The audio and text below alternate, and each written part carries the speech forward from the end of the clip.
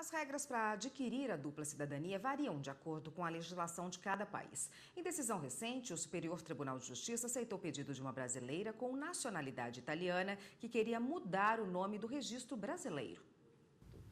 Para obter a dupla cidadania, o primeiro passo é pesquisar as próprias origens. A partir daí, os critérios para adquirir o direito variam de acordo com a nacionalidade desejada. A lista de documentos vai desde a identidade até as certidões de nascimento e casamento dos pais e avós. A cidadania espanhola, por exemplo, é assegurada a filhos e netos de espanhóis. Foi o caso da Natália, que é brasileira e tem cidadania espanhola.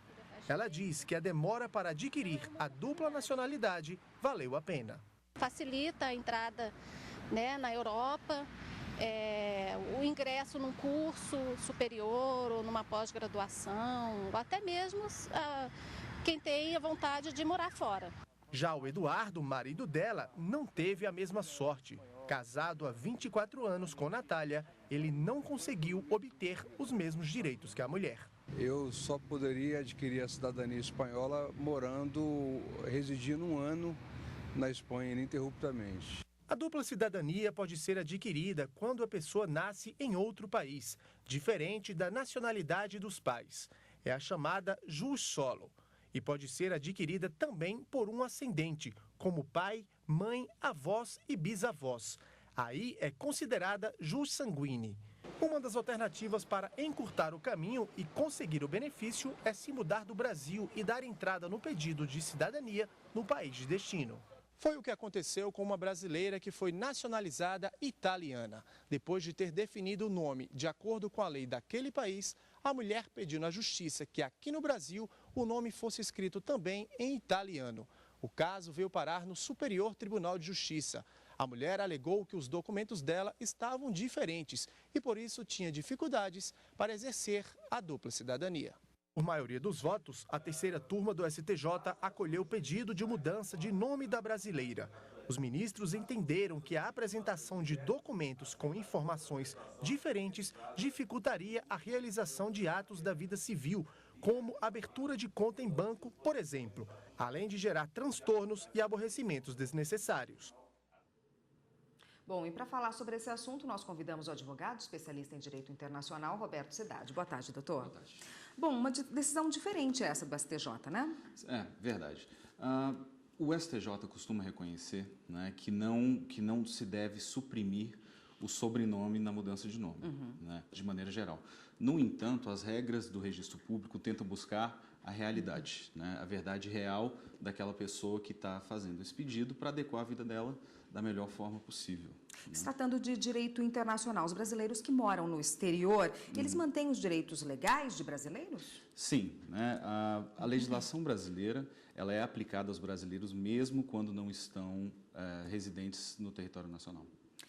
Estrangeiros no Brasil e brasileiros naturalizados têm obrigações determinadas pelo direito brasileiro? Sim, em princípio, os brasileiros naturalizados, eles são brasileiros, a nacionalidade que eles têm é a brasileira, de qualquer forma.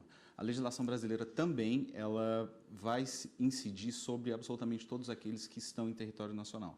Então, os estrangeiros que aqui residem ou que podem estar passando de férias, eles devem sim obedecer às normas brasileiras, de qualquer forma.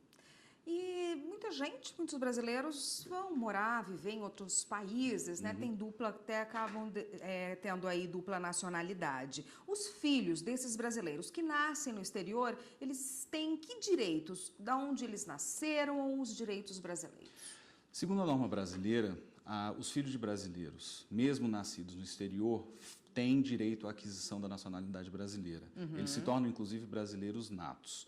Quanto à aquisição da nacionalidade, cada país vai determinar a sua forma específica. O Brasil adota atualmente o ius soli a todos aqueles que são nascidos em território brasileiro e ius sanguinis a todos aqueles que têm parentesco com brasileiros.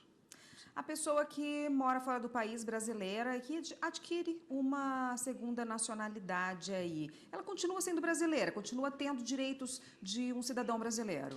Nesse caso, tem que se ver qual foi a forma da aquisição dessa nacionalidade. Se ela foi adquirida da forma, como eu falei anteriormente, por causa do ius sanguinis, filhos de pais brasileiros, nesse caso, sim, ela permanece com a nacionalidade brasileira. Se ela, porventura, vem adquirir uma outra nacionalidade, seja por tempo de moradia, por exemplo, ou casamento, a legislação brasileira determina que exista a perda da nacionalidade brasileira. A pessoa pode manter caso ela justifique, como, por exemplo, sendo uma obrigação manter essa nacionalidade para poder trabalhar. Que é um caso muito comum que acontece, por exemplo, com jogadores de futebol brasileiros que residem no exterior, né? Mas serve para outros casos também. Se a pessoa casa, por exemplo, e consegue essa outra nacionalidade, mas daí ela quer voltar para o Brasil, como viver no país? Como que acontece? Como se dá essa situação? Seguindo a teoria da norma brasileira, ela em princípio perderia a nacionalidade brasileira por conta do casamento, né? Que é o que a gente chama de nacionalidade adquirida posteriormente, mas ela querendo voltar a residir no Brasil, pelo um simples pedido, ela volta a ter a nacionalidade brasileira. E brasileiros que cometem crimes no país de residência, de que forma eles são punidos? A que tipo de legislação eles se submetem? Bom, cada legislação de cada país vai ter uma determinação diferente. No caso do Brasil, né, o Brasil ele vai legislar a respeito da sua soberania. No caso do Brasil, exerce então a teoria da longa manus do Estado. Ele exerce o poder além do território para poder punir brasileiros que cometem crime no exterior. Então, o Brasil, né, se julga legítimo, é determinado pelo Código Penal, nos seus artigos iniciais, que é, sim, legítimo para julgar crimes cometidos por brasileiros no exterior. E se a pessoa, morre, né? Já aconteceu muitos casos de brasileiros que estão no exterior e acabam sendo assassinados, sendo vítimas de algum crime lá. Como é que fica a investigação desse crime? A lei que vale é do país onde essa pessoa foi vítima? Nesse caso, de novo, a territorialidade. Desculpa. Então, em princípio, a legitimidade para a investigação desse caso é do país onde aconteceu o crime, né? O julgamento, em princípio, ocorre aos brasileiros que cometem crime no exterior. E em relação à extradição, que também a gente tem casos que podem ser lembrados, recentes no Brasil, muito divulgados, como é que fica a questão da extradição? Vale um acordo entre os países? No caso de brasileiro nato, por mais que ele tenha cometido o crime no exterior e tenha, por acaso, fugido ao Brasil, não há qualquer possibilidade de extradição do brasileiro nato, né? Em hipótese nenhuma. No caso do brasileiro naturalizado, existe a hipótese da extradição no caso de tráfico internacional de drogas, cometido a qualquer momento, ou de crimes comuns que tenham sido cometidos antes da naturalização. Existe um caso também que foi julgado recentemente pela STJ, onde um brasileiro que, no caso, como a gente mencionou, perdeu a nacionalidade brasileira por adquirir outra, foge ao Brasil, no sentido de querer evitar a extradição.